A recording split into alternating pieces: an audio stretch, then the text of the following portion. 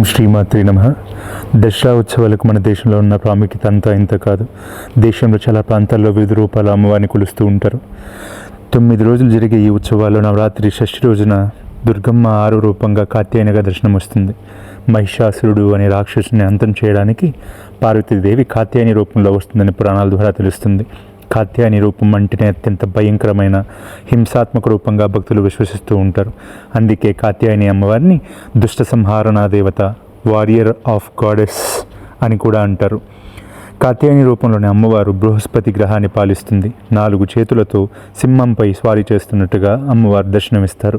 ఎడమ చేతిలో ఒక చేతిలో తామర పువ్వు, మరో చేతిలో ఖడ్గం, కుడి చేతుల్లో ఒక చేయి, ఒక అభయహస్తం, రెండవ చేతిలో వరదముద్రలో కాత్యాయని అమ్మవారు భక్తులకు దర్శనమిస్తారు. కాత్య అనే ఇంటిలో జన్మించడం వల్ల అమ్మవారికి కాత్యాయని అనే పేరు వచ్చిందని పురాణాల ద్వారా తెలుస్తుంది.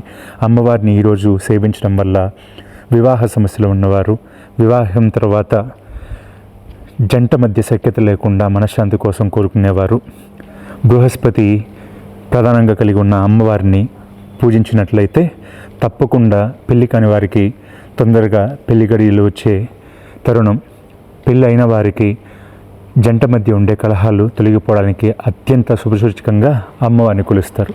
అత్యంత భయంకరమైన రూపం కలిగి ఉండడం వల్ల అమ్మవారిని వారియర్ ఆఫ్ గాడెస్ అని పిలుచుకున్నా కూడా అంతే క్రోధంతో, అంతే శరవేగంగా భక్తులను కూడా వరాలను ప్రసాదిస్తారని చెప్పి భక్తులు ప్రగాఢంగా నమ్ముతారు.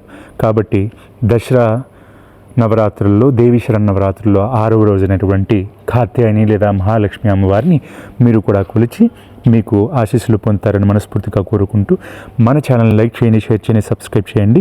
ఇలాంటి దైవ సంబంధిత విషయాలను మీ ముందుకు తీసుకోవడానికి ఇంకా ప్రయత్నిస్తాం. జై శ్రీరామ్, జై హింద్. నేను మీ ఆది విత్ ఇండియన్ గాడ్స్ 91.